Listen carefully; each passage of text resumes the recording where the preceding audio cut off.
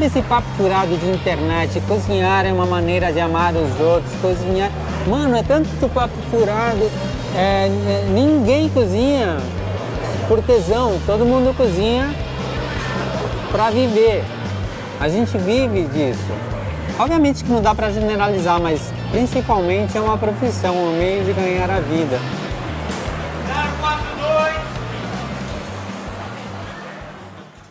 O Tchetcho foi um dos caras que primeiro começou a trazer a comida andina para São Paulo. Dessa forma mais intensa, vibrante. É muito legal a ousadia dele na cozinha. Eu acho que ele tem uma coisa muito ousada também, que eu acho que é uma outra marca, é uma coragem.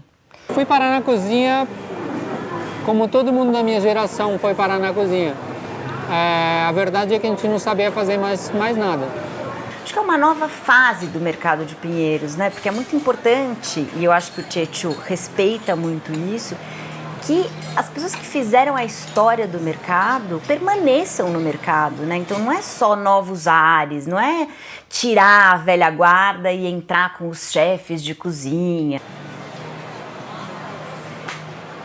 Eu sou proprietária aqui do box, isso foi herança de família da minha mãe.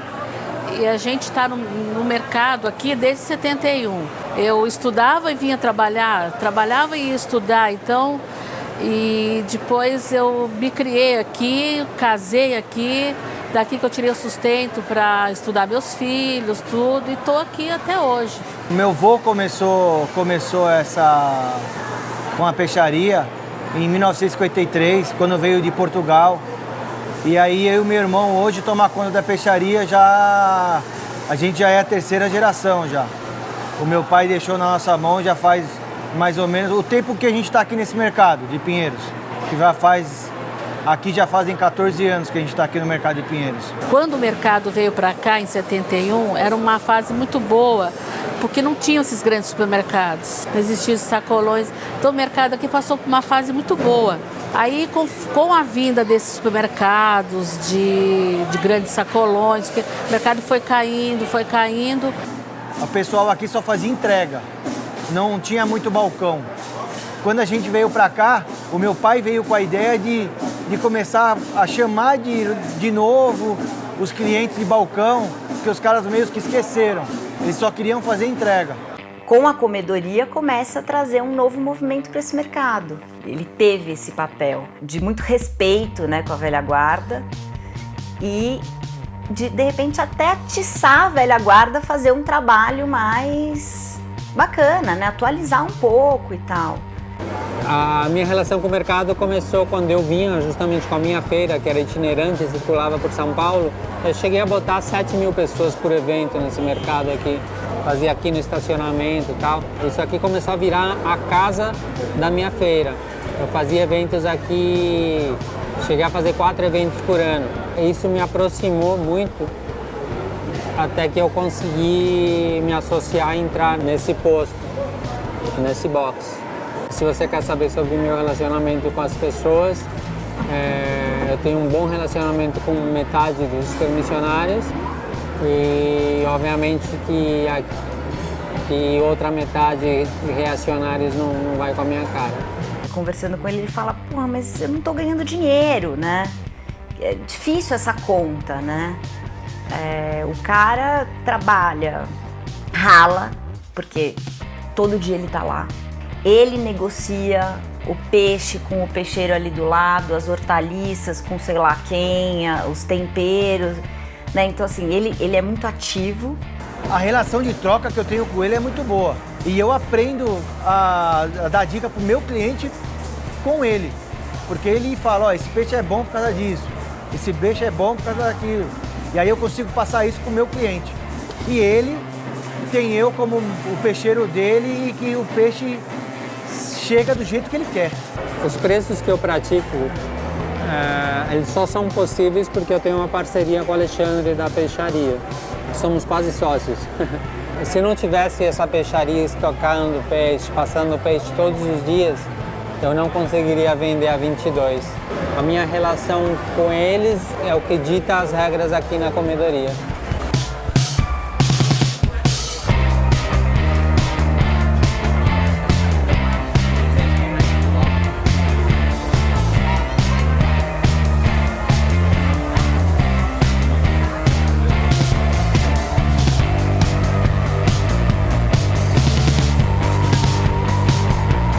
A minha referência com a cozinha começa com a minha mãe, minha avó e minha mãe. Minha avó sempre de avental.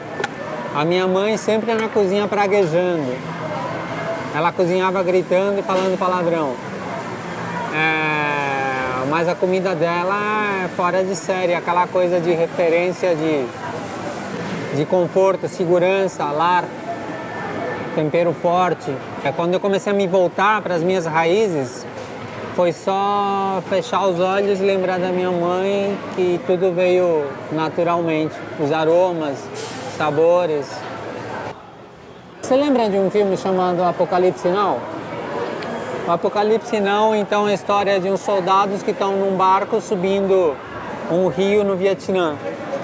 O capitão do barco era o chefe, ele era um sommelier.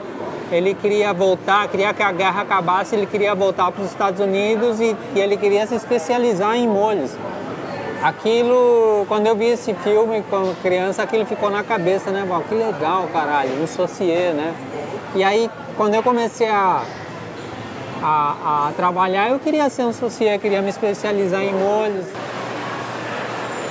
Um dia antes ele me dá a relação das coisas que ele precisa. A gente no dia seguinte apronta cedo, já leva lá para ele. E é uma relação muito boa. Ele vai se adequando aos produtos da época, o que ele vai fazer de prato principal, o que ele vai usar, o que ele pode ou não, o que está melhor. É uma comida pensada para o dia a dia. É um fast food, querendo ou não, o restaurante é um fast food. Ele foi pensado para justamente preços baratos, voltado para o almoço. Com essas características eu coloquei a identidade, que é a minha cozinha, que eu chamo de cozinha de imigrante. No caso, como eu sou andino, então é uma cozinha de imigrante andina, né? Eu coloco pratos de origem boliviana, mas eu não me limito.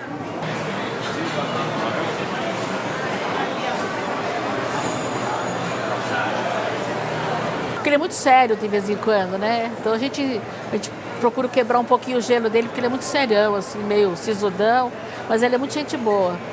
E tudo bem. As pessoas tinham mania de subir no balcão e ficar em pé aqui, bem aqui assim, e quebrava os pés, porque isso aqui não foi feito, não é puleiro para ficar em cima, então...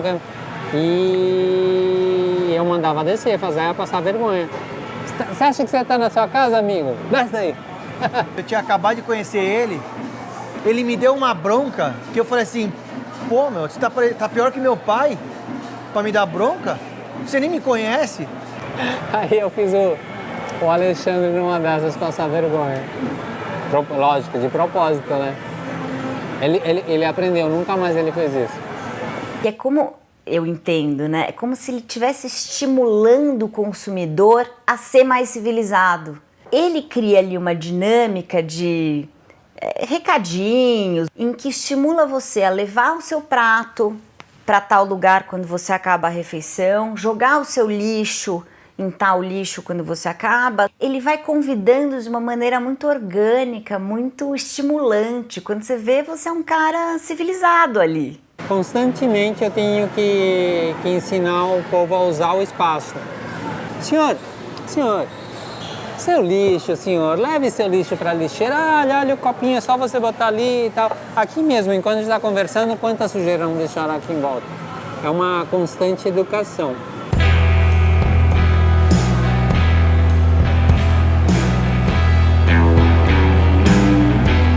A minha teoria é que eu sou boliviano, imigrante boliviano que vive em São Paulo. Então, meu ceviche tem que ser algo que represente isso. Então, eu sempre falo que meu ceviche ele é paulista. Se alguém vem aqui e fala, mas isso aqui não parece um ceviche peruano. Você quer um ceviche peruano? Vai para Lima, não me enche o saco, vai para o Peru. Depois que comecei a trabalhar, comecei a me projetar profissionalmente, nunca a mídia me deixou esquecer. Sempre a mídia me jogou como sendo ou boliviano. Não sei qual necessidade.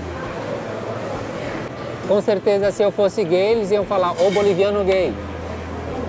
uma necessidade de enquadrar em alguma coisa a partir do momento que você é diferente, entre aspas. Qual é a diferença? Não há diferença nenhuma.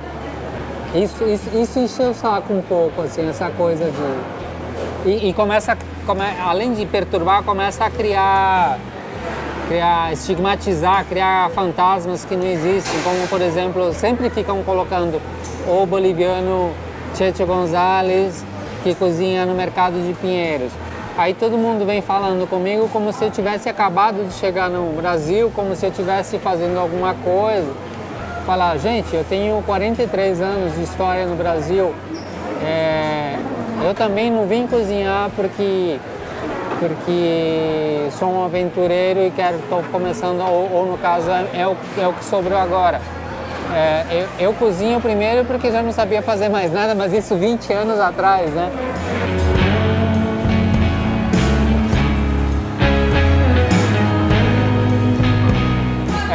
Eu queria ser músico. Acho que eu sempre fui um músico indisciplinado. Uma coisa que eu me arrependo muito, de não ter me dedicado à música. Sabe essa coisa que pessoas colocam, tipo, eu não me arrependo de nada? Sempre tem esse papo furado, né? Mentira. A gente se arrepende de um monte de coisa. Eu me arrependo o tempo todo. Eu me arrependo de não ter me dedicado à música, não ter feito a música uma profissão. Eu não sei se eu queria ser músico, acho que eu queria ter sucesso. Eu queria ser um rockstar.